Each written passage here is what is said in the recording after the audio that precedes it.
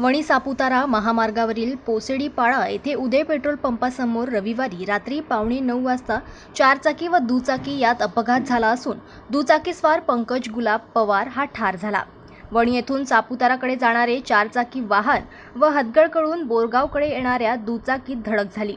यात अपघातात दुचाकीस्वार गंभीर झाला असता त्यास बोरगाव प्राथमिक आरोग्य केंद्रात उपचारासाठी दाखल करण्यात आले।